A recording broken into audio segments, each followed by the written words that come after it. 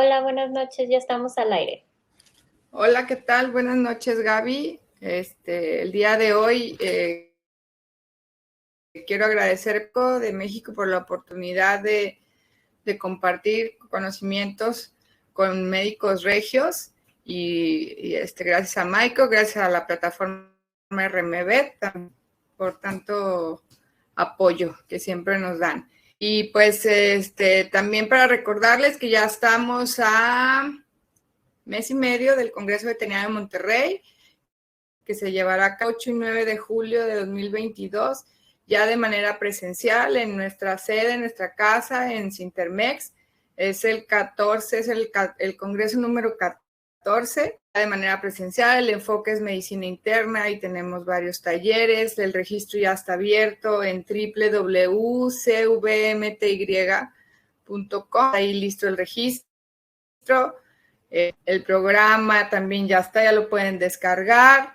O sea, ya está todo listo para recibirlos en Monterrey y para los locales, pues ahí los esperamos. Es un congreso hecho para el noreste, para toda la República y para toda la Latinoamérica, todos los que se animen a venir a Monterrey. Aquí los esperamos, 7, 8 y 9 de julio. El día de hoy voy a presentar al doctor Carlos Martínez Garza. Él es médico veterinario zootecnista, egresado de la Facultad de Medicina Veterinaria y Zootecnia de la Universidad Autónoma de Nuevo León. Él trabajó trabajó en Dr. Cantú Hospital Veterinario de 1987 hasta el 2004 y ahorita es el director general de Sierra Madre Veterinario de 2004 a la fecha. Ha hecho diferentes publicaciones y presentaciones, ha tomado diplomados a distancia de medicina y cirugía de la UNAM en el del 2002 al 2004. Ha sido catedrático en la Facultad de Medicina Veterinaria y Zootecnia de la Universidad Autónoma de Nuevo León en la materia de clínica de perros y gatos.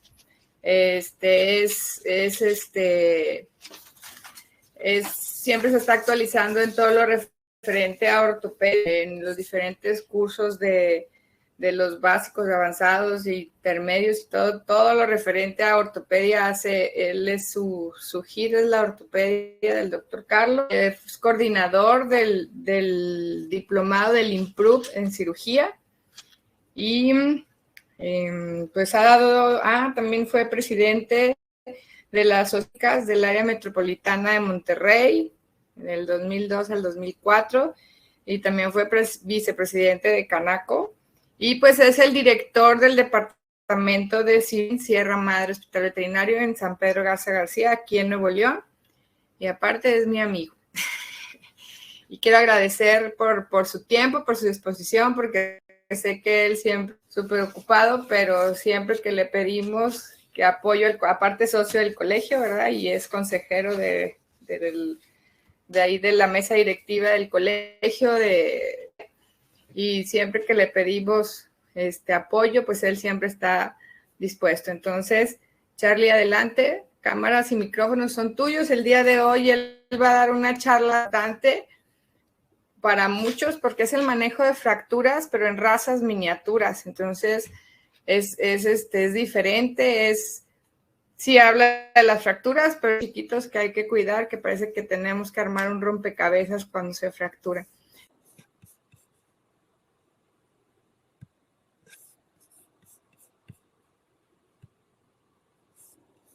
Muy bien, confío en que sí me están viendo, ¿verdad? ¿Podemos Sí, ya se iniciar? está viendo y te escuchamos bien, Carlos, adelante. Ay, bueno, muchas gracias.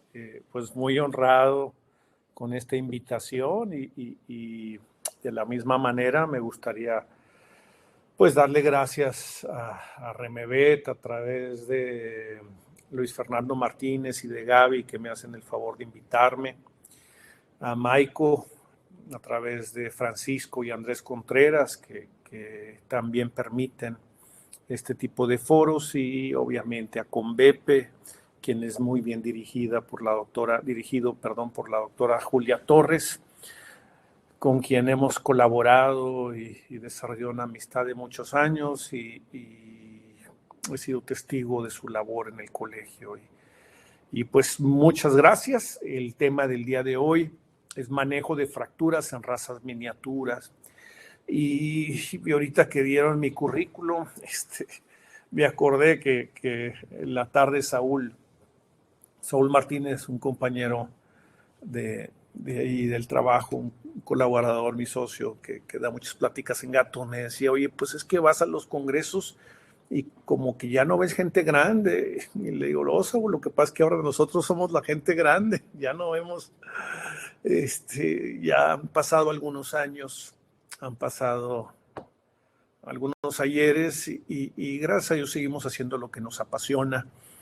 Y el día de hoy voy a hablar sobre pues algo que es el presente y futuro de nuestra práctica en general, en todas las ciudades grandes, y no nada más en las grandes. La tendencia es, pues las personas salen a trabajar, cada vez vemos más matrimonios que no planean, que no está en sus planes tener hijos, y lo que van a tener son mascotas, y siempre va a ser más sencillo, más cómodo de tener una mascota de talla pequeña. Entonces, si recuerdo haciendo así una remembranza, pues la mayor parte de los perros que yo veía cuando inicié la práctica eran perros de talla media y grande, y eventualmente veíamos perros chicos, y ahora esto se dio un giro y es radicalmente opuesto, ¿verdad? Yo creo que las jaulas para perros grandes que tenemos en el hospital son las que menos actividad tienen, y los perros chicos y ahora los gatos también, vemos que tienen muchísima actividad. Y bueno, es el presente y el futuro, tanto los gatos como las razas miniaturas, nos gusten o no. Esto es lo que vamos a estar viendo en los próximos años, ¿verdad? Primordialmente. Y de lo que quiero platicar no es en sí, en esencia, no es una plática que va a tocar a fondo temas de cirugía y el manejo correcto de una fractura en una raza pequeñita, sino que es más bien dirigido a todo público, a todos los médicos que dicen, quizá yo no voy a hacer cirugía, yo no voy a hacer ortopedia, pero me interesa saber, es cultural, es importante saber cómo abordar un paciente de talla toy, miniatura, que me llegó fracturado, qué es la información que debo de dar y el manejo que debe de recibir. Y de eso se trata, y espero que esta charla, esta reflexión que voy a hacer con ustedes, pues añada valor a su práctica. Entonces, lo primero que les quiero preguntar y compartir con ustedes es cuando vemos las diferencias entre una talla gigante o grande y una raza miniatura, lo primero que se nos viene a la mente es, pues, ¿es lo mismo? El alimento era exactamente igual para perro grande y para perro chico, y la información que recibíamos, pues el perro es perro, y un perro grande va a comer mucho y un perro chico va a comer poco, y eso se sostuvo por muchos años hasta que pues han salido investigaciones muy importantes donde podemos ver necesidades nutrimentales totalmente diferentes en las diferentes tallas de perros, y ahora hasta razas, se ha ido siendo cada vez más sofisticado, pero definitivamente que no es lo mismo, y vamos a ver algunas diferencias importantes en cuanto al manejo que debemos de tener, y en cuanto al pronóstico, que si se fractura un perro de talla grande o mediana, hay opciones, hay varios planes, hay varias oportunidades, permite un poquito más de margen de error, mientras que las tallas micro, el margen de error, estas tallas pequeñitas, se reduce significativamente, y si algo no va bien,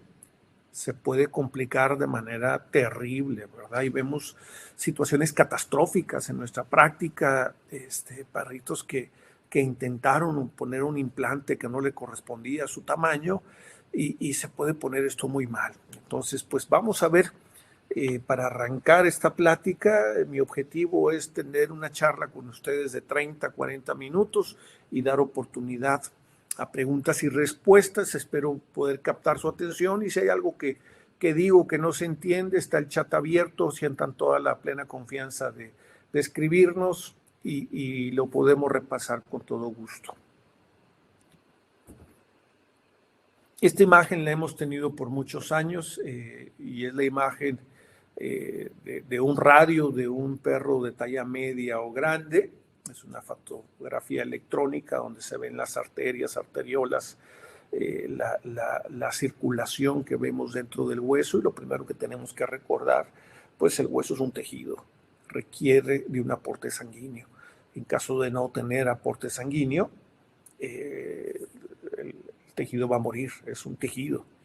Entonces, cuando vemos la imagen superior, podemos ver que está lleno de vasos, se ve literalmente tapizado de esta irrigación, y eso nos brinca inmediatamente cuando lo comparamos con el tejido que está abajo y vemos la irrigación que tiene ese radio, que es abismalmente diferente, o sea, está bastante disminuido. Entonces, la primera diferencia, y no nada más estoy hablando de cuánto pesa uno y cuánto pesa el otro, cuánto mide uno y cuánto mide el otro, sino una diferencia significativa. Y esta imagen, les digo, pues tenemos muchos años viéndola en las distintas presentaciones, donde se nos recuerda, cuidado, porque el hueso del perro de talla pequeñita es bastante menos irrigado en algunas zonas, en proporción, obviamente, porque uno puede decir, bueno, hay una proporción, o sea, el perro grande necesita mucha sangre, el hueso pequeño requiere menos,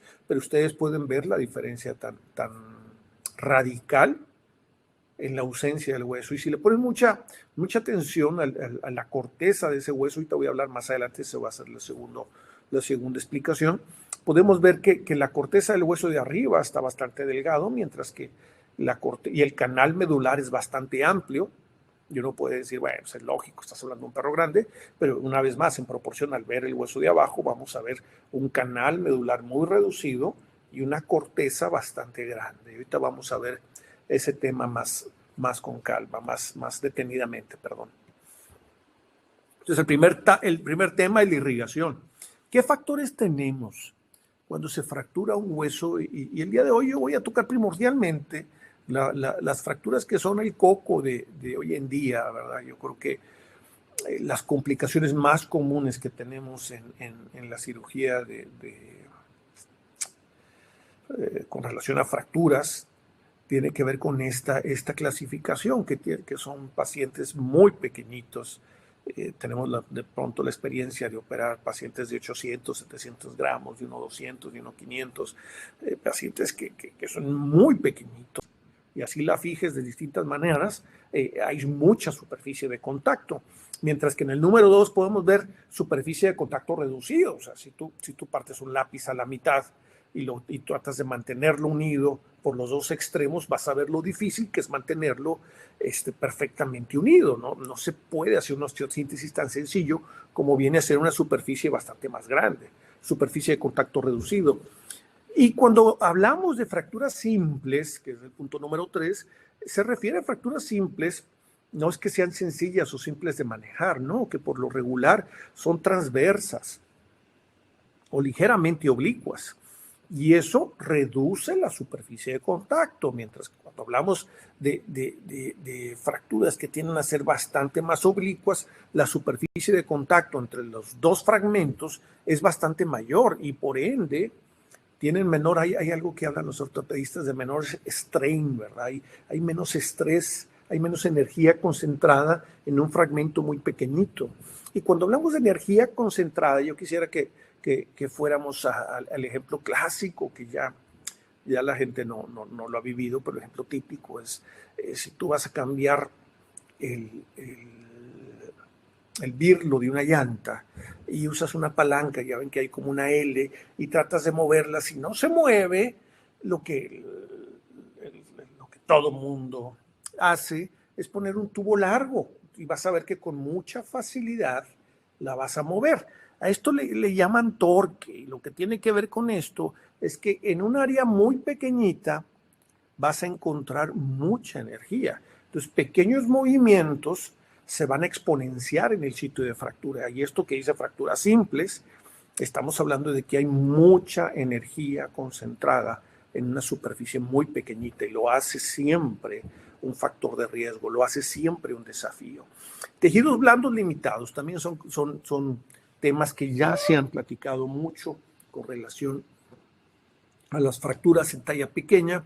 Tejidos blandos limitados, ¿a qué se refiere esto? Bueno, y esto una vez más lo voy a repasar rápidamente tratando de que quede bien claro. Y así en términos generales, les decía, el hueso es un tejido y cuando se fractura pierde su irrigación más importante. Lo que lo nutre cuando se da esta fractura es el tejido blando que lo rodea. Entonces, por ende, huesos que están rodeados por masa muscular abundante, como vienen a ser pelvis o fémur, que la pelvis inmediatamente la ropa, los glúteos, los músculos del glúteo, y lo nutren, no sufre ese tejido.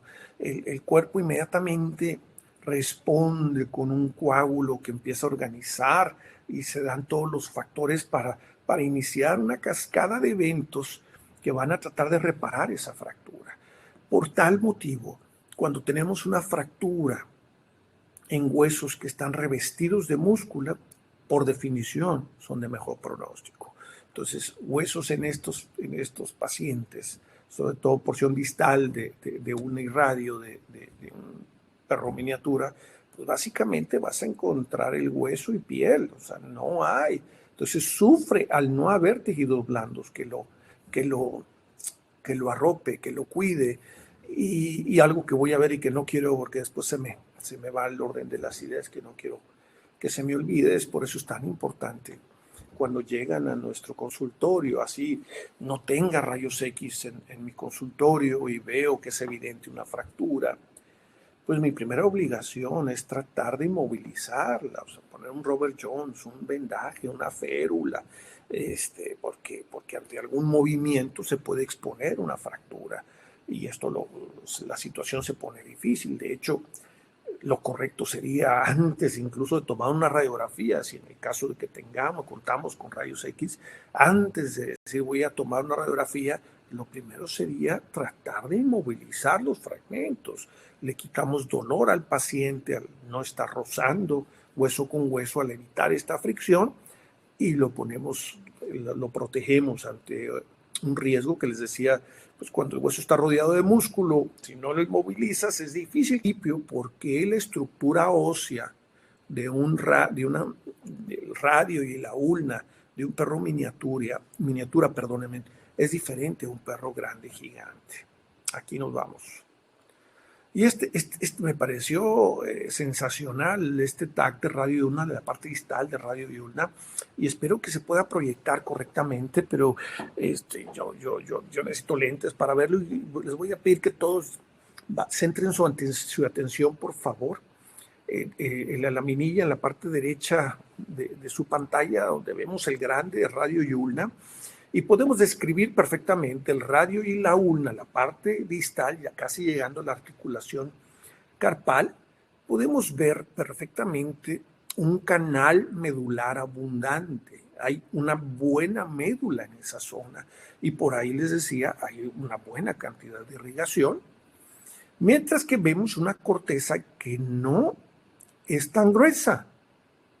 Obviamente es de buen tamaño, lo suficientemente grueso para sostener a la talla grande y gigante, pero podemos ver que anatómicamente no es una corteza tan gruesa.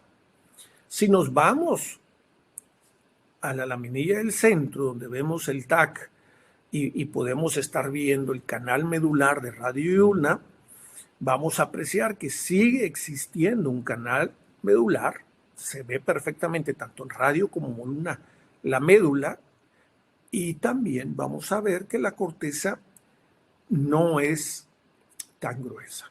Mientras que si ya nos pasamos a las razas miniaturas o toy, vemos que la ulna es exactamente la misma región anatómica. En esa ulna no se aprecia canal medular. Literalmente no se ve básicamente la corteza. Y en el radio vamos a ver cómo hay un canal medular muy reducido, y la corteza se ve bastante grande, bastante gruesa. Entonces, este es como que una paradoja. Bueno, ¿cómo me dices que es frágil?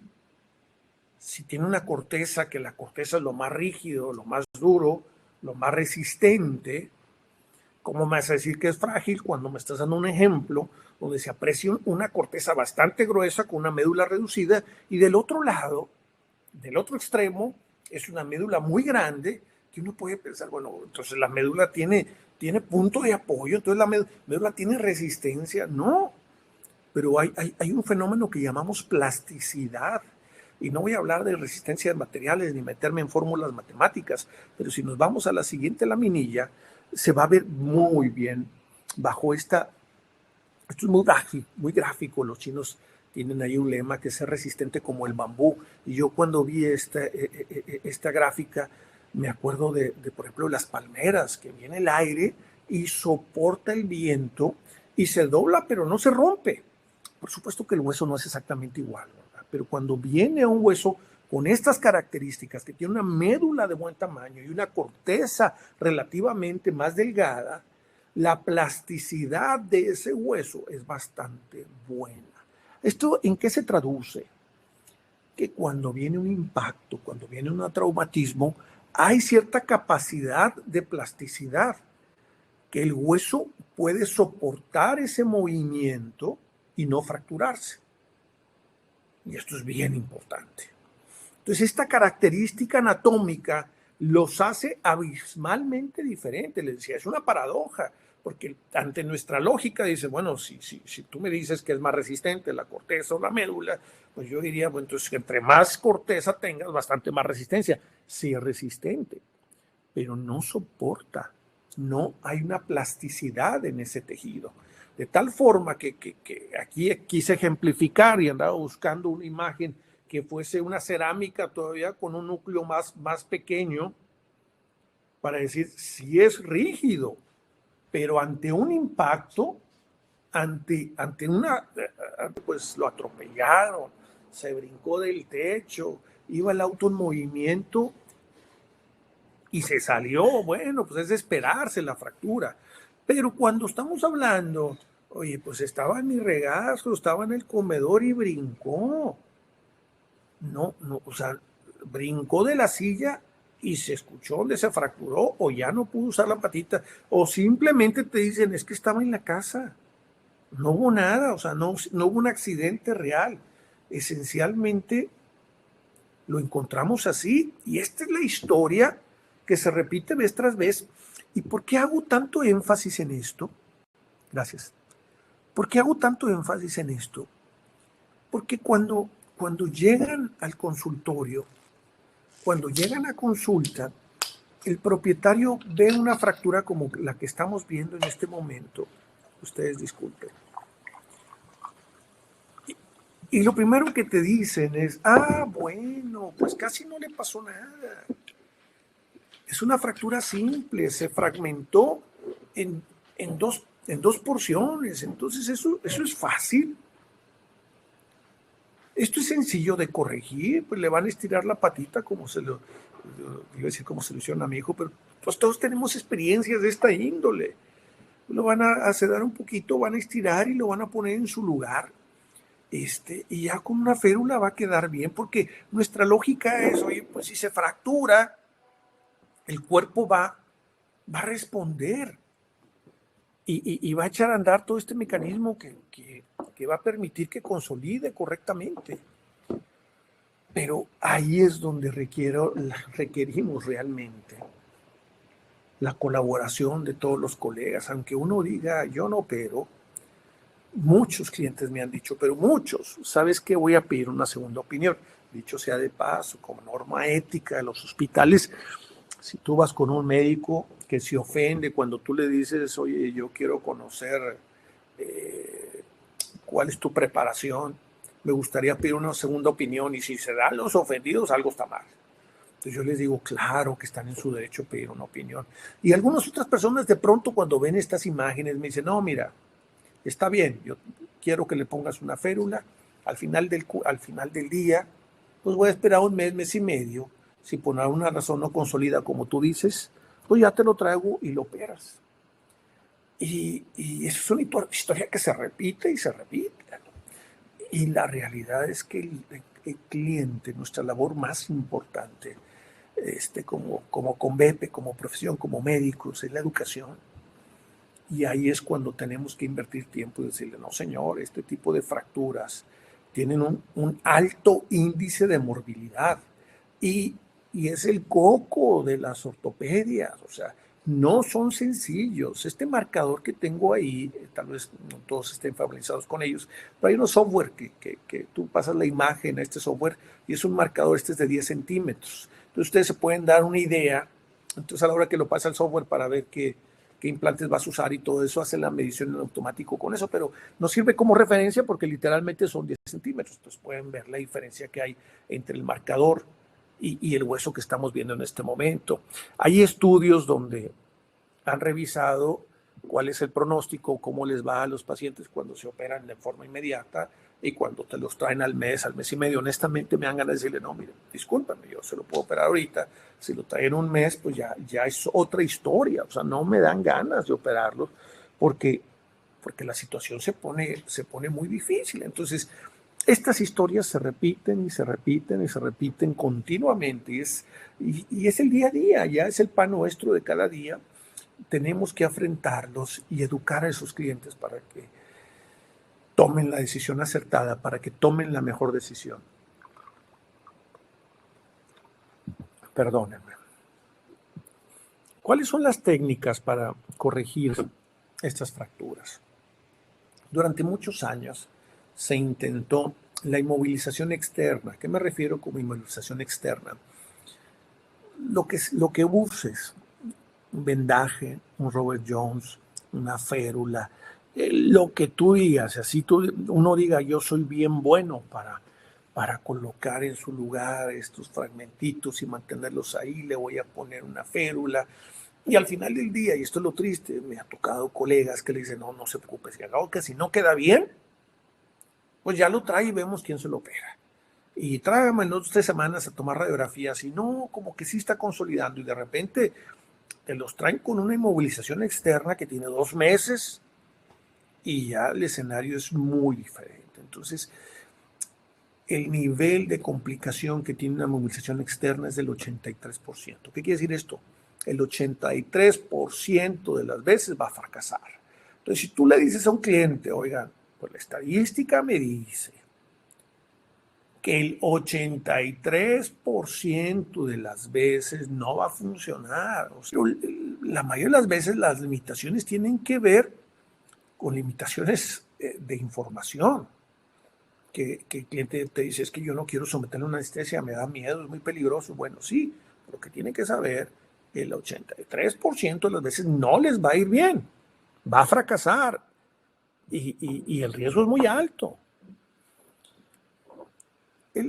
Yo vengo de un mundo que sí, a veces cuando pongo a pensarme de esto, que sí era como la edad de piedra, lo único que usábamos durante unos años fue un clavo centromedular para las fracturas. Después de eso empezamos con los AFES, con los fijadores externos y se me hicieron maravillosos sus AFES. No sé, usé muchísimos y pensé que había encontrado la solución para todas mis fracturas. Pero el clavo centromedular en radio ulna no se debe usar, punto. Vas a afectar la articulación carpal, vas a generar un daño irreparable. Hay quien las usa, obviamente, por una de las prominencias óseas, lo cual es súper complicado y es pues prácticamente imposible que quede inestable con ese clavo. Entonces, no lo usen, 80% de complicaciones. Fijadores externos todavía tienen su lugar. Hay ciertos pacientes que con una selección apropiada quizá te pueda ir bien. Pero hoy por hoy, tecnológicamente existen una cantidad de implantes, de placas, que son el estándar de oro. Yo no sé cuándo fue la última vez que puse una AFE, pero ya han pasado algunos años. Tengo compañeros que colaboran ahí, médicos que colaboran con nosotros, que me dicen, oigan, pues es que yo nunca he visto que aquí pongan un AFE, y la verdad es que me encantan. Yo creo que si alguien puso AFES fui yo y con buenos resultados, pero son bastante más complicados de poner y hay pacientes en que de plano es muy por el tamaño, por las dimensiones. Aunque uses un Kirchner de 0.8, es muy difícil. y para allá nos vamos. Entonces, concluimos. Estándar de oro, usemos placas y tornillos, y cada vez hay más opciones. Y la puse de una presentación que tenía de hace muchísimos años, y lo que hacía me dio mucha nostalgia cuando lo vi, porque intentaba reducción cerradas. Primero ponía el aparato, fijador, lo llevaba a rollos X, después de pasar mis implantes. De este lado ponía entonces ya el acrílico, y luego ya quitaba el fijador y le ponía el acrílico al otro lado, y me sentía tan feliz. Pero si hago memoria, nos tardamos eternidades tratando. En ocasiones sí hacíamos un pequeño abordaje para tratar de estar viendo los fragmentos o unir los fragmentos, ¿verdad? Pero realmente es complejo. Y antes de entrar al tema ya de la cirugía de la placa, que les voy a presentar un caso clínico que me pareció muy interesante para compartir con ustedes. Algo que pasamos por alto, y muchas veces por distintas razones, a veces por no añadirle más tiempo quirúrgico, es decir, es un perrito muy pequeñito, no quisiera tenerlo anestesiado mucho tiempo, pero es la necesidad que tenemos de usar injertos antes de la cirugía, y como injertos voy a incluir incluso el PRP, lo que tengas a la mano, ¿verdad?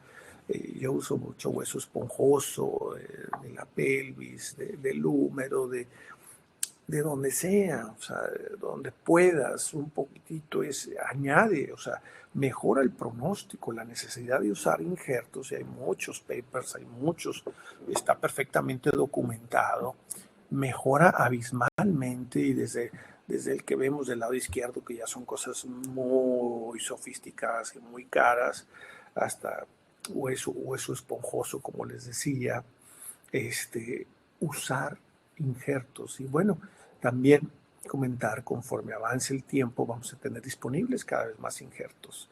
Lo que usamos por lo regular son autoinjertos al mismo paciente, pero también aloinjertos.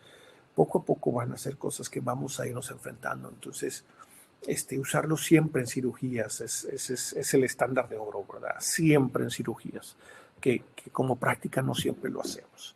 Ahora sí, nos vamos a ir a la presentación de un caso clínico que les decía, este paciente, porque podía enseñar muchas cirugías, pero me pareció que en un solo caso podemos resumir mucha enseñanza que a mí en lo personal me ha hecho reflexionar mucho sobre este paciente. Y es el típico perrito pequeño que te llega al hospital fracturado con radio y ulna. De hecho, los colegas de urgencia fueron los que lo recibieron. Toman menos nervioso ante la anestesia, y con los años no ha tendido a mejorar. Estoy un poco tenso cuando me anestesian. Paciente tan chiquito, les decía, estaba de unos 700, pero no es una práctica poco común, es decir, es una práctica común estar anestesiando perritos de 800 gramos, de 1200 gramos, ¿verdad? 1,2 kilos, y en este caso unos 700, ¿no? Entonces, pues bueno, terminas el procedimiento y te sientes satisfecho cuando las cosas van bien. Y déjenme mostrarles aquí la primera de esta novela, que es Pandita, que es un pomeranio que se llama Pandita porque es blanco y negro. Es de una pareja joven, y sus padres ha sido cliente mío durante muchísimos años. Entonces nos tenemos mucha confianza. Entonces ellos, sin ningún problema, cuando les dije que había que operar, accedieron, presupuestos, etcétera. Pero a veces no damos la información que tendríamos que dar. Y bueno, haciendo parte de la historia, esto fue el 26 de noviembre, en realidad no supieron cómo se fracturó. O sea, simplemente llegaron y así estaba. Y una pareja joven, pues es su hijo, o sea, es su primer hijo. Entonces, pues imagínense la crisis, y pasas por todas esas fases que describimos hace un momentito, ¿no? Que no lo quiero operar, y por qué lo tienes que operar, y etcétera, etcétera, etcétera. Entonces, finalmente accedieron a la cirugía. Estas ya son las radiografías prequirúrgicas. Una vez más hago mención de este marcador que tengo por ahí, que es de 10 centímetros. Y al ver la proyección lateral que estamos viendo, la proyección medio lateral, vamos a identificar muy fácilmente la porción distal de radio y ulna, pues dónde está el núcleo de crecimiento. Entonces, cuando vemos ese núcleo de crecimiento, nos imaginamos, no podemos tocar el núcleo de crecimiento. Si yo pongo una placa y hacia adentro el núcleo de crecimiento o adelante el núcleo de crecimiento, lo que va a ocurrir es que voy a bloquear ese crecimiento. Entonces va a tener una extremidad más larga que la otra y a veces tienden a desviarse. Entonces, este caso lo hacía especialmente delicado, el no tocar el núcleo de crecimiento. Esa línea de crecimiento no tendría que tocarse. Yo sé que no todo el mundo opera huesitos, pero cuando uno piensa, ay, pues está bien fácil, tú abres y ves esa división.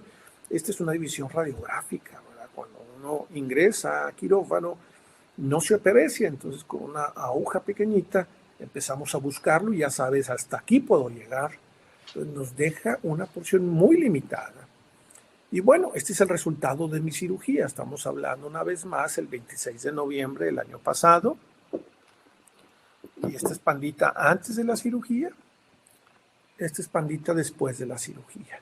Esta placa es una placa con tornillos 1.3, o sea, 1.3 milímetros. Que yo sé que a golpe de vista alguien me puede decir, oye, se ve muy grande ese tornillo. Bueno, sí hay casas comerciales que hacen de 1 milímetro. Pero si ya usar una broca de 1 milímetro es delicado, porque con mucha facilidad se va a romper, se va a fracturar. No sale en la proyección cráneo-caudal, también podemos ver que se ve bien alineado. Procuramos, porque esto así a simple vista uno puede ser muy crítico y decir, no, hombre, pues está bien fácil. Pero en realidad, como les decía, mantener esas superficies en contacto continuo no es cosa sencilla. Y además, uno trata de no dejar un espacio, un gap, una brecha entre los fragmentos. Tienen que tratar de generar una osteosíntesis anatómica, o sea, reducirla de manera anatómica lo mejor posible. Y cuando hablamos de manera anatómica, me estoy refiriendo a 360, que si ustedes ven en la proyección craneocaudal, van a ver que la placa pues cubre todo el hueso, entonces a veces no es fácil y tienes que estar pendiente de revisar, oye, la corteza caudal si tiene buen contacto, si la lateral, la medial también. Les decía, con estos implantes reducimos la morbilidad, reducimos el tiempo quirúrgico y honestamente es bastante más sencillo de trabajar con ellos. Entonces estaba muy contento y se da de alta y siguió su progreso. No puse más laminillas para no llenarnos de radiografías, pero finalmente se dio de alta, se fue a su casa todos felices y contentos y como una novela, ¿verdad? Que todos vivieron felices y contentos, se lo llevan al poco tiempo, más bien se da de alta, se toman radiografías de control y vuelve a su vida normal. ¿Pero qué creen que pasó? El día 14 de enero, les recuerdo que la primera radiografía, esta fue el 26 de noviembre, o sea, pasó noviembre, diciembre, y el 14 de enero lo vuelven a llevar. Y si ustedes ponen mucha atención, bueno, en la proyección cráneo-caudal van a ver que ya no se ve recto, como se veía en esta proyección, ya no se ve recto. La extremidad se ve desviada, y en la proyección lateral van a ver que donde se puso el primer tornillo, ahí sufrió una fractura. Ante un movimiento, se fracturó donde estaba el tornillo. Y empieza la cosa buena con los dueños. Obviamente, una responsable muy joven, con un mar de lágrimas, con su marido mortificado por el perro y por su esposa, por su pareja, reclamándote, pues es que ¿por qué no lo dejan bien? ¿Cómo es posible? Mira, se les fracturó otra vez. Y por eso la motivación de esta plática es que el informarles, el decirles desde un principio, miren, no son fracturas como es en nuestro mundo o en el mundo de perros grandes. son de otro planeta, son diferentes. Se fracturó. Oye, pero ¿cómo? Entonces, ¿qué vas a hacer? ¿Lo hiciste mal? ¿Qué pasó? Y bueno, sorteamos, gracias a Dios, pasamos por todo ese proceso y él aceptó. Digo, oye, pues hay que volverlo a operar, o sea, no se puede quedar así, no va a funcionar. De entrada hay que quitar ese implante porque va a estar en la interfaz entre fragmento y fragmento y va a impedir que consolide, entonces de menos hay que quitarlo, pero lo correcto sería poner otra placa. Ya nos fue bien una vez, vamos a ponerle, y si mal no recuerdo, hicimos la cirugía, esto fue el 14 de enero, hicimos la cirugía y lo injerté inmediatamente. Y en este caso, pues pueden ver, primero podemos ver la laminilla del lado izquierdo, que es una proyección. El hueso atravesó el radio y ya estaba afectando la ulna. Eso no es deseable, no debe pasar. Entonces en este dije, voy a cuidar, y cuidé muchísimo de usar tornillos que no pasaran el radio. Cuando usamos estos tornillos, esta es información general, ¿no? Cuando usas estos son placas bloqueadas y la placa bloqueada, el tornillo tiene que salir un poquitito más, o la rosquita tiene que quedar de fuera para que realmente quede firme, ¿verdad? A diferencia de los otros tornillos que teníamos que machuelear. Bueno, pues la verdad es que terminó el procedimiento y ya pasó el estrés. Se le dio seguimiento. Estábamos felices porque iba muy bien. Se da de alta, regresa a su vida Pandita. ¿Y qué creen que pasó con Pandita? Entonces estamos hablando que tuvimos una cirugía en noviembre y luego tuvimos otra en enero. Estaba regresando a su actividad y aquí sí la propietaria me dice, ¿sabes qué? Estaba jugando con él en la cama y se me brincó.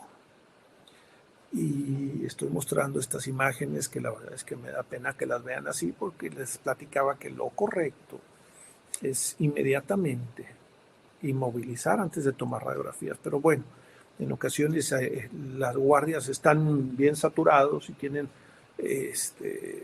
poca gente disponible, y así se tomaron estas imágenes inmediatamente. Entonces, pues imagínense la molestia del propietario. Imagínense el nivel de frustración. Esto es el febrero 27. O sea, estamos hablando que en noviembre fue la primera fractura y la tercera fractura en febrero, en 3-4 meses, 3 fracturas en la misma extremidad. Y ahorita voy a llegar a unas conclusiones con esto, ¿verdad? Algo que sí, como retroalimentación, hubo algo que sí dejé de hacer en ese procedimiento, ¿no? Y aquí en la vista lateral para mí es muy importante que la vean con detenimiento, porque donde están los tornillos entre los primeros dos, entre los proximales y los distales, van a ver que el hueso hubo una osteosíntesis, o sea, hubo unión clínica, le fue bien, o sea, técnicamente nos fue bien con la cirugía, ¿no? Y ahora se fracturó el hueso más arriba. Obviamente ya para entonces, pues teníamos a un responsable que no estaba nada contento, la mujer un mar de lágrimas, es que no puede ser, no podemos estar invirtiendo cada mes en cirugías, no es vida, el estrés, ¿qué vamos a hacer?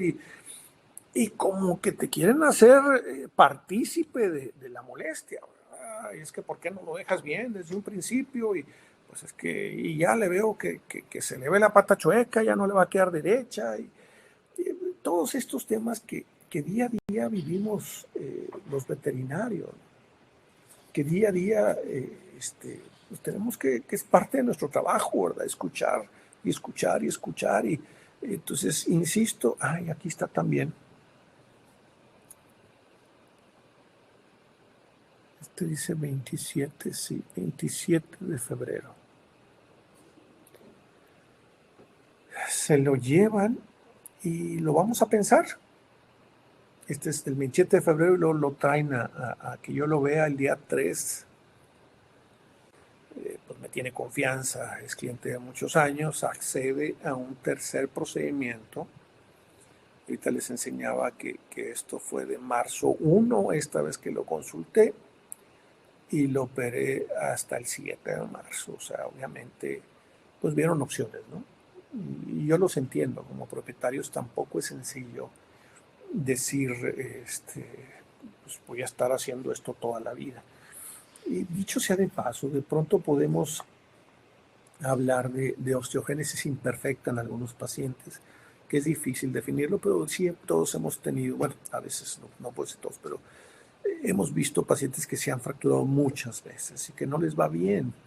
Algo que no mencioné en esta charla es que estas fracturas, dicen los gringos, son unforgiving.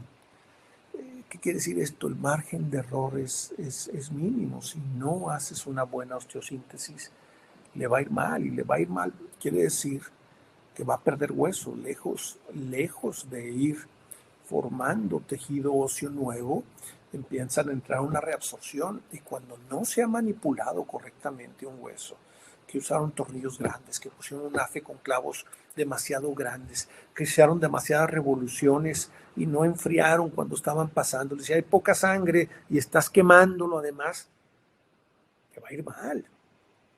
Entonces, bueno, la realidad es que por tercera cirugía entramos entramos a hacer la osteosíntesis. En este caso usé matriz ósea desmineralizada, es un producto muy caro que gracias a Dios tuvimos acceso. Por distintas razones tuvimos acceso a poder usar, porque es un verdadero lujo, ¿no? O sea, es una maravilla de producto. Se lo pusimos. Esta es una placa de control, el 23, y vean qué bien. Vamos para atrás. Entonces estamos hablando el día 7 de marzo. Aquí lo vemos el 21, 3 semanas después. No es raro ver algún progreso en menos de 3 semanas, algún cambio radiográfico en menos de 3 semanas. Típicamente no tomamos radiografías. Me van a disculpar que en esta otra vista, obviamente aquí sí está un paciente despierto y salió muy oblicua la imagen, pero yo estaba satisfecho de ver la respuesta que estaba teniendo el hueso, y sí hay una enorme diferencia con este tipo de productos. Finalmente lo vimos el 15 de abril, la pandita, y pueden ver, a ver si tengo otra, no. Y este es pues prácticamente ya el 15 de abril, o sea, en muy poquitito tiempo, una vez más tenemos unión clínica.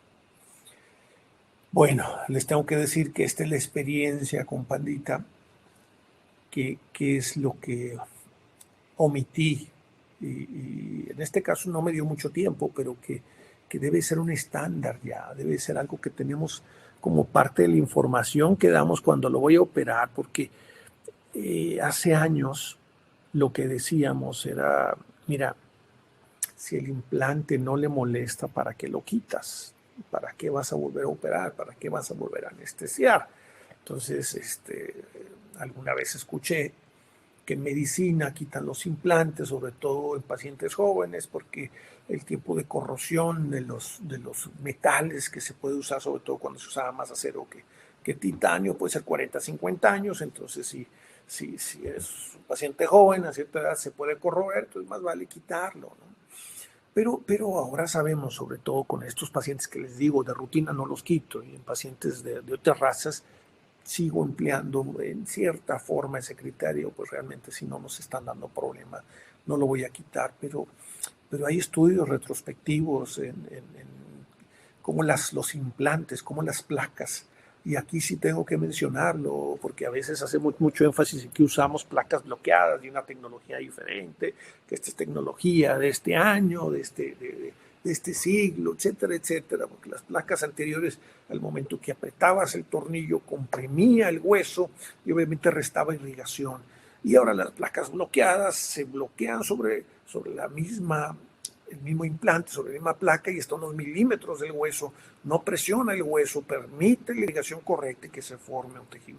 Bueno, en este estudio encontraron que no había una diferencia importante el nivel de osteoporosis sobre el hueso. En estos huesos micro responde con osteoporosis, con osteopenia.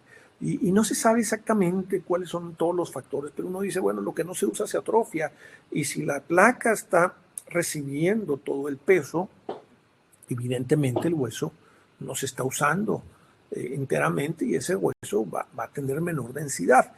En las razas pequeñitas eso te puede cobrar factura. Entonces lo correcto sería quitar implantes y lo mejor, voy a regresar, lo mejor, por ejemplo, si nos vamos a este caso, lo mejor sería quitar implantes y no todos de manera inmediata.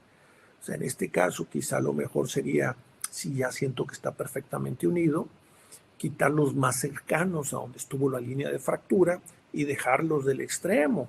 Pues quizá quitaríamos 4 tornillos en un solo momento y dejamos los otros 2 porque van a quedar ahí los orificios y ante cualquier movimiento se puede fracturar.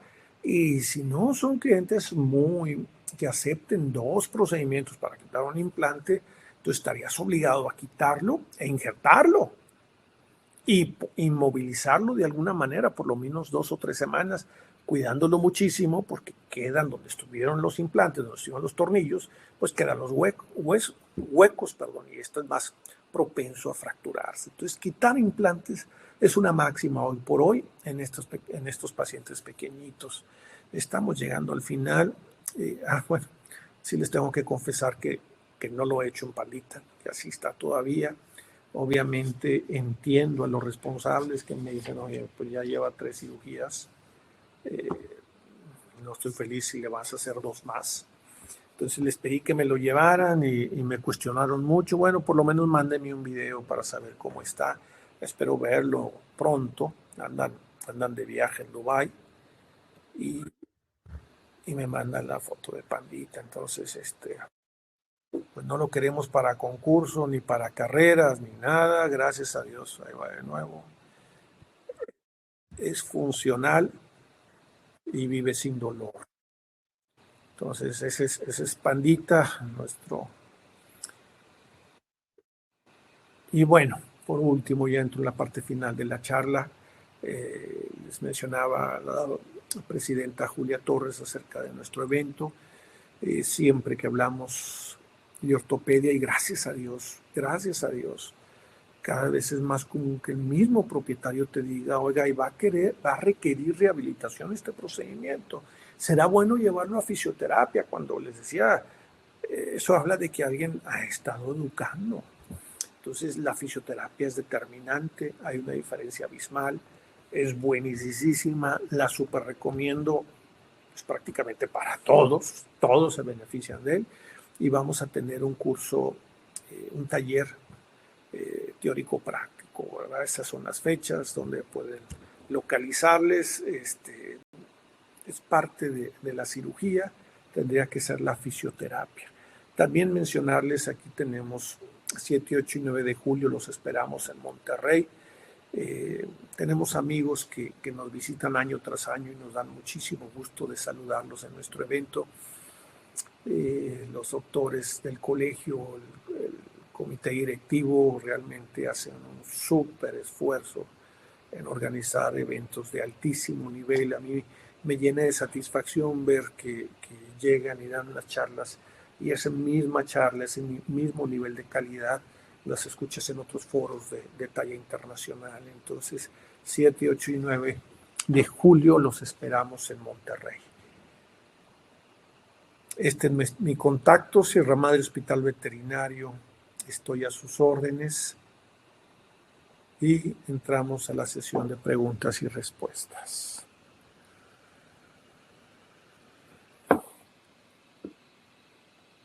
Ahí voy, Charlie. Tú dime qué hago. Voy, doctor. No te preocupes, me voy a... Yo te las voy. Ah, si dejas de compartir. Dejo de compartir, ¿verdad? Perdónenme, tengo que... Si quieres yo te ayudo. Dame un segundo. Sí, gracias. Listo. Cierro mi presentación. Ok, aquí hay unas... No, Ya yo ahorita, vete a la plataforma, ahí te vemos. ¿Entonces estamos bien así o la vuelvo a abrir? No, así estamos. Esta confección le llaman plate and rod los gringos. Es maravillosa para cierto tipo de fracturas. Simplifican muchísimo, sobre todo fracturas con minutas. Te permite hacer abordajes mínimo invasivo, pero no en radio, no en ulna y radio. En el único lugar donde te permite hacerlo sería en pacientes, en perros de talla grande, donde puedes pasar de manera retrógrada a través de la ulna, un centro medular delgado, lo alineas y después pones tu placa en radio. Pero no tiene lugar, insisto, la técnica como tal en radio. Ok. Dice, pregunta de David Luz Campos. Dice, hola, ¿podría hablar un poco más al respecto del elemento que utilizó para promover la osteosíntesis y que viene en jeringa? Osteosíntesis. Correcto. Matriz ósea desmineralizada. Y les decía, porque esto no es algo sencillo, o sea, tengo que hablar que esto es algo que viene de medicina, lo usan muchísimo, los traumatólogos están usando muchos elementos en traumatología. Y este es uno de los top en traumatología, es lo que más están usando los traumatólogos hoy por hoy. Viene así en jeringa, de hecho, el original, el que se usó al principio, era un extracto de hueso del ser humano, y ahora están usando también, entiendo que de cerdo y de caballo. Y así viene la presentación. También ahí para los odontólogos lo usan mucho para implantes, donde hay pérdida también de tejido.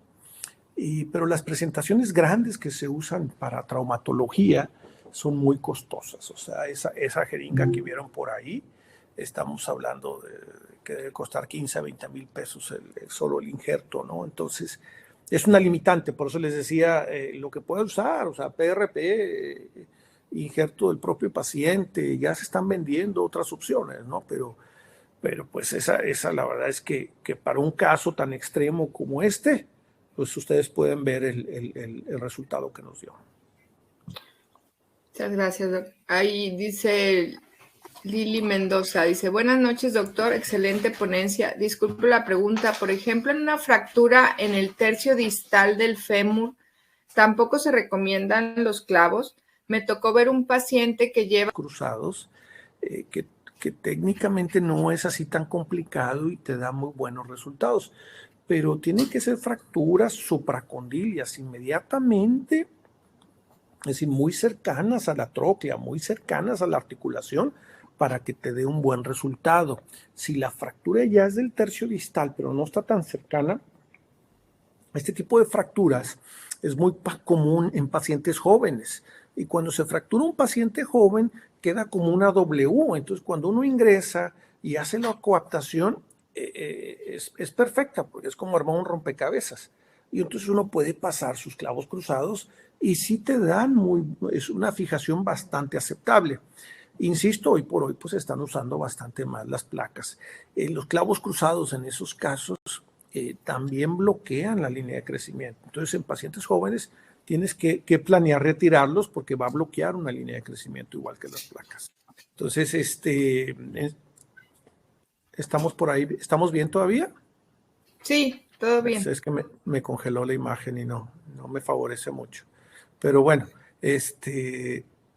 entonces esa es la respuesta. Gracias, Lili. Gracias por tu pregunta. Ok. Dice, buenas noches, doctor. ¿Qué protocolo de analgesia me recomendaría para una fractura de mandíbula? Uy, esa es muy buena pregunta.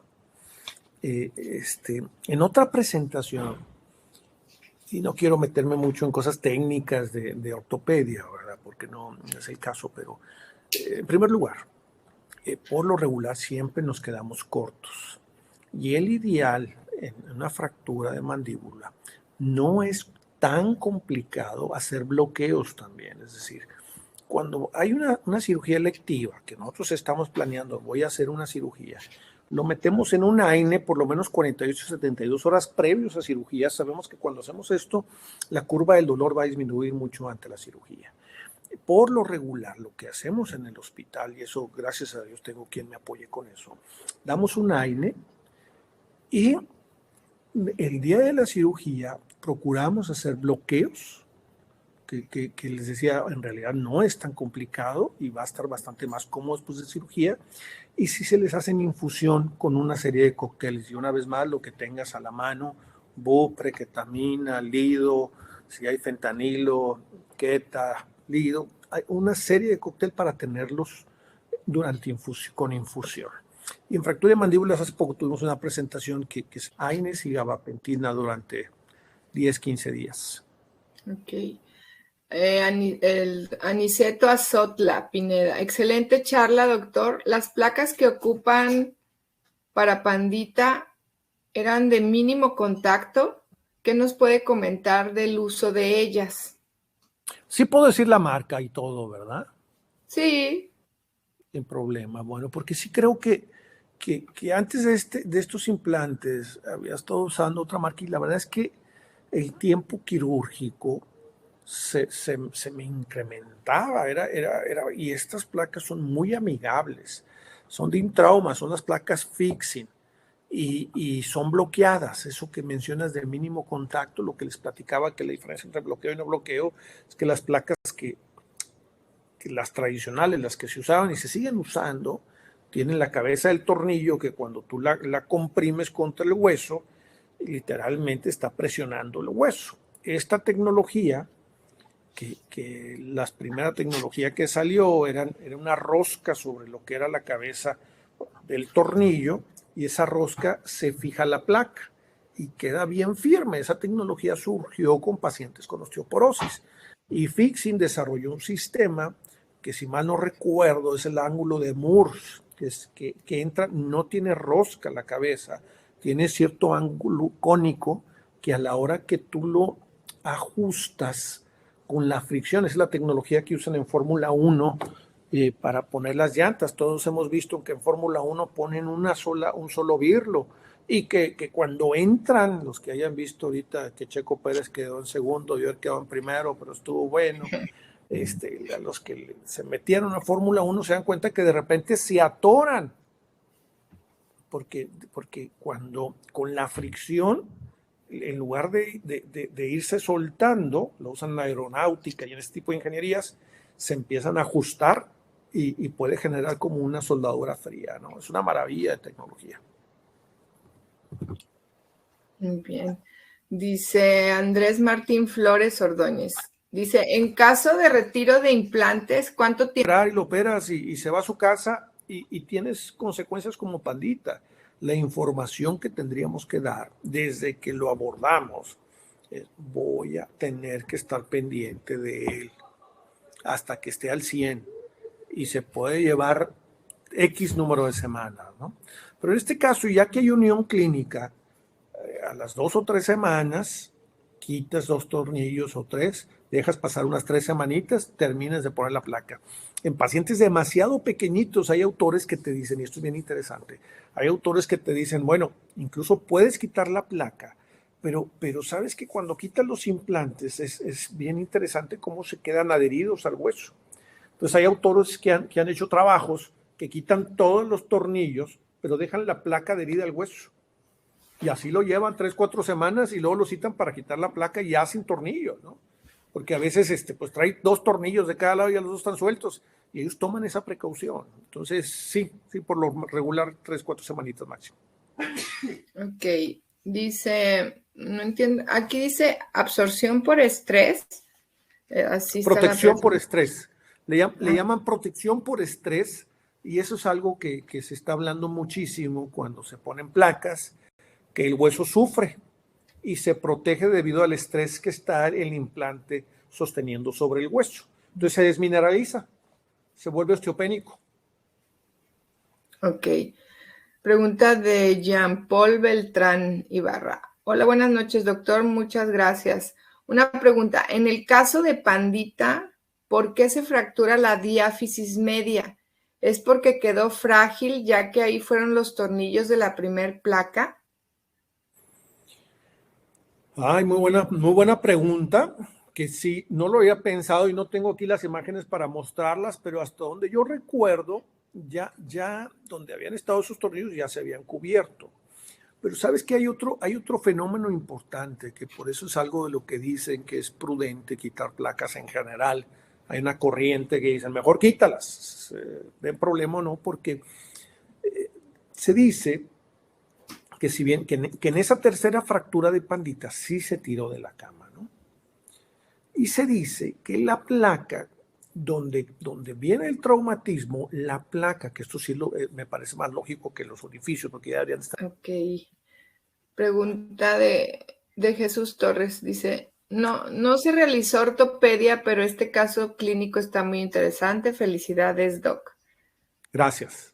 Luego, Frida Quetzali dice, si es una fractura que empieza a formar un callo óseo, ¿se recomienda colocar la placa?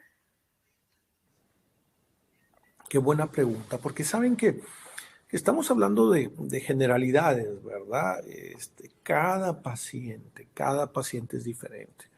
Y si quizás estás hablando del 17% que les va bien con la férula, pues ese universo existe, ¿verdad? Ese 17% está ahí. Y si estás viendo que realmente hay un proceso, porque el problema es que uno ve lo que quiere ver. Y a veces colabora con el cliente que te dice, oye, mira, ya como que la quiere usar, sí, ¿verdad? Ya la está usando y ves la imagen y pues no hay una correlación, ¿verdad? Y a veces nos confundimos porque cuando no hay unión clínica, el cuerpo responde formando una pseudoartrosis, como si fuera una falsa articulación, y ya no hay reparación ahí, o sea, ya el sistema no empieza a mandar células de cicatrización. Pero bueno, en el caso, que no lo conozco, pero ahí están mis contactos, con mucho gusto puedo ver la imagen y darle mi opinión más sincera. Ok, muy bien. Dice Alejandro Antares García. Doctor, ¿a partir de qué edad se pueden poner placas de tornillos de fijación? No, bueno, no hay límite. Les platicaba que es muy importante que si se va a poner una placa, cuidar, no tocar líneas de crecimiento, porque de ahí va a crecer el hueso, ¿no? Si recordamos a Pandita, entre la primera y la segunda cirugía, aunque no era adulto, era un cachorro todavía, sí pusimos una placa que cubría esa línea de crecimiento, pero sabemos que es una raza que no va a crecer mucho. Entonces la desviación que pudo haber tenido era mínimo, ¿no? Porque ya ven que ellos crecen como hasta los 6 meses o así. Bien, dice Frida Quetzali, dice otra vez. Entonces, ¿los clavos intramedulares dañan la vasculatura ósea? Muy buena pregunta. Lo que pasa es que cuando hablamos específicamente del radio, Frida, ¿verdad? Sí. De no excedernos en el diámetro del clavo, que no afecte la médula, y no excedernos en las revoluciones. Cuando usas equipo que está especialmente diseñado para eso, pues tiene cierto límite de revoluciones, pero de repente, por cuestiones económicas, se hacen uso de taladros que no son necesariamente ortopédicos y las revoluciones son bárbaras y sí pueden generar una necrosis térmica. Entonces, tanto para AFES como para clavos centromedulares, cuidemos mucho evitar la necrosis térmica. Es una realidad, entonces seamos muy gentiles, sabiendo que nos cobra factura. Ok. Dice, otra vez Frida, dice, ¿cómo elegir entre colocar una AFE y una placa? Mira, Frida, te platicaba que puse AFES, no sé cuántos hice, pero todos los que te puedas imaginar los usé, porque lo resolvía a través de AFES, incluso daba pláticas de los AFES en Radio Yulna, ¿no? el estándar de oro es la placa hoy por hoy. O sea, el porcentaje de éxito de tu cirugía va a ser exponencial si usas un buen implante, es decir, una buena placa con tornillos. Si esto me dices, oye, entonces estás diciendo que se prohíbe usar AFES. No. Yo sé que de pronto hay condiciones económicas, socioeconómicas, hay cosas que te limitan y no tengo más que esto. Bueno, tienen su lugar, pero hay que usarlas con propiedad. Ok. Dice, saludos, doctor Carlos Martínez, José Mauro Victoria.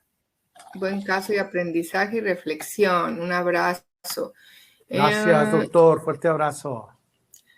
Edwin Raúl Rubio Gutiérrez. Buenas noches. Gracias por la charla. Tengo un Rottweiler de fractura con minuta en tibia. Fue su segunda cirugía, está con la piel abierta y el hueso expuesto. ¿Es posible que logre generar osificación? Sí, por supuesto, doc, por supuesto.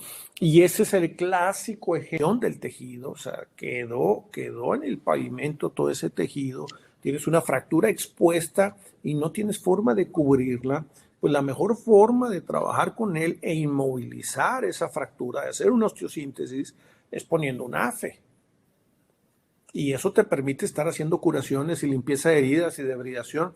Se sabe, y esto es un tip interesante, que cuando tienes una fractura inestable, las posibilidades de osteomelitis crecen radicalmente. Mientras que cuando tienes una buena osteosíntesis, las posibilidades de osteosíntesis, o sea, se sabe que el cuerpo se defiende bien cuando hay una buena reducción quirúrgica. Entonces sí, ahí el consejo es a la brevedad, doc. A la brevedad hay que atenderlo. Y bueno, si tienes piel y si tienes tejido, pues quizá a lo mejor sea una placa, pero ahí sí hay lugar para un AFE. Puede ser incluso en esos casos hasta placa, y en tibia se usan muchísimo. Lo que platicábamos al inicio de la sesión de preguntas y respuesta acerca de patent rod, de placa y clavo, se vale también. Ok, dice Jesús Torres. Hola, buenas noches, doctor. ¿Cuáles serían las complicaciones al utilizar matriz ósea desmineralizada? ¿Es posible observar reacciones de rechazo? No, en lo más mínimo, el rechazo no. La contraindicación es cuando hay infecciones. No nos va bien en general con los injertos. Cuando hay infección, o sea, no sería una buena idea si tienes un hueso infectado y sabes que está infectado y tú lo nutres con este tipo de tejido, es decir, tú nutres la infección con matriz y estos productos que son carísimos y lo único que va a pasar es que va a nutrir la infección, ¿no? Entonces, la contraindicación esencialmente podría ser para este injerto esencialmente es que no hay infección. Si no, no va a funcionar y vas a tirar una buena cantidad de dinero. Ok, la doctora Pati Santibáñez te manda saludos. Hola, Pati.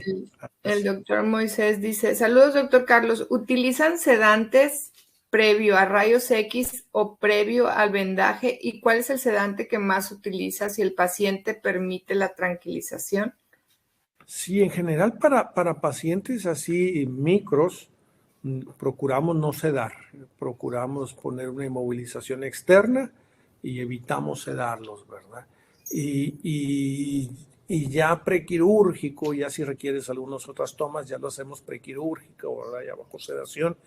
Y bueno, ahí gracias a Dios tengo equipo de médicos que me apoyan con la anestesia. Manejan una serie de sedantes que casi siempre tienen que ver con un narcótico, con una dosis baja de queta y bueno, espero que me estén viendo o escuchando para que me soplen con combinaciones de benzodiazepinas con opiáceos. Ok, Arturo Juan Gorena Leal dice, excelente plática, doctor. Dice, ¿no sería posible que en la segunda fractura de pandita se produjera por la osteosíntesis del cúbito y que por eso se hizo curvo el radio y por consiguiente se desplazaron los tornillos distales? Estoy tratando de entender la pregunta, Julia. A ver, ahí va otra vez. Entonces, no, aquí sí, fíjate que gracias a Dios la tengo aquí porque la puedo leer. Ok. Gracias, Julia. La segunda fractura se produjo por la osteosíntesis del cúbito. O sea, yo me imagino que él me está diciendo que como no se unió adecuadamente el cúbito, la ulna, no se puso en su lugar de manera perfecta y no consolidó, que si por eso se fracturó. Pero no, en realidad la segunda fractura fue exactamente donde estaba el tornillo distal. Entonces ahí fue lo que platicábamos hace un momentito, que hay este fenómeno que le llaman protección de estrés por los implantes. El tejido sufre ante la presencia de implantes y tienes este riesgo, ¿verdad? Que el hueso perdió densidad y ante un movimiento, pues donde queda. Y hay otra situación donde hay fricción y donde está un tornillo, se empieza a generar un pequeño halo, ¿no? Entonces hay menos densidad ósea ahí, es bastante vulnerable el hueso. No creo que tenga algo que ver el cúbito, la ulna, ¿verdad? Ok. Es mi sincera opinión, doctor. Ok, muchas gracias, Carlos. Pues parece que son todas las preguntas. Hay muchos saludos. Rodolfo Treviño, Sarmiento, excelente plática. Miguel Ángel Mancilla, excelente plática. Abrazo, Jorge Luis Blanco Flores, un abrazo desde la Huasteca Potosina. Saludos. Luis Daniel, excelente charla con muchos buenos tips y actualizaciones. Saludos. Saludos, amigo. Saludos. Fuerte abrazo a Reynosa. Sí, bueno, pues creo que son todas, Charlie. Gracias, Pues Julia. darte las gracias por que siempre tus pláticas parece que todo es que la ortopedia se hace ver muy fácil. No. Gracias. Pues es nuestra pasión, Julia. Nuestra Yo pasión lo y sé. lo hacemos con cariño. Así es. Bueno, pues a ver, creo que apareció una por acá. Vamos a ver. Dice Jimena Andrade, pues, excelente plática, saludos desde Perú. Ay, gracias. Y Jesús Torres. No, ya la preguntamos, ¿no? De Perú y pues felicitaciones. Pues, Pues para cerrar tu charla, Carlos, ¿qué quieres decir? Pues muy, muy agradecido, Julia. Le doy gracias a Dios por permitirme estar en contacto con amigos, con colegas, que somos compañeros que día a día vemos casos como estos. Y sí decirles que cuando caiga en nuestras manos un paciente con estas características, que seamos muy precavidos, que seamos muy prevenidos. Esa es una de mis reflexiones y conclusiones, de que no se debe tomar a la ligera. Realmente son pacientes que se pueden complicar con demasiada facilidad, a diferencia de otros. Sí son de cristal, sí son complicados. Llegan a tu clínica perritos de esos micro y a temblar porque... viene la ganancia, ¿verdad? Hay que invertir, no hay que pensarle, hay que aprovechar los congresos que no son carísimos y puedes aprender mucho. Entonces, pues creo que es todo por esta noche. Ya vámonos a cenar y a dormir. Y gracias, Carlos, como siempre. Gracias a ustedes. Tienes muchos saludos, Saúl Antesana, excelente aporte y de muchos lados aparte. Gracias. Entonces, quiero agradecerte a ti y pues por supuesto a Maiko por esta oportunidad y te quieren ver más seguido dando charlas. Ay, muy encantados. Tengo que ponerme a trabajar, gracias. Sí, y encantados. podrían dar informes del curso de fisioterapia en www.cvmty.com. Déjenme, se las escribo aquí en el chat. Es la página web del Congreso. Ahí viene ya toda la información. Ahí vienen ya los costos y todo para el curso de fisioterapia. Ahí lo pueden checar. Redes sociales, no sé, doctor David Luz, de redes sociales del doctor Martínez o del Congreso. El doctor Martínez no tiene redes sociales. Le damos los dos. Ahí tenemos el del hospital, ahí puse el código QR. Espero Okay. que lo hayan visto. Y si no, de usted, de tuyas, Carlos, redes sociales tuyas. No existo en redes sociales. No, vivo en paz y tranquilo, pero sí debo de explorar ese mundo. Hay que explorarlo. Ahí les puse un código QR. Al rato, yo creo que, no sé si Gaby, ¿cómo se podrá mandar? Igual, si me lo manda el doctor, nosotros lo posteamos y ya para que la gente lo pueda seguir ahí, en su hospital de Sierra Madre. Con mucho gusto. Bueno, entonces el doctor se lo manda a Gaby y Gaby se los hace llegar a los que están preguntando por las redes del hospital. Muy bien, pues creo que es todo. Entonces ahora sí nos vamos allá a descansar. Gracias, Carlos. Gracias, Maiko. Gracias, Remebet, Luis Fernando, Gaby. Gracias siempre por estar al pendiente.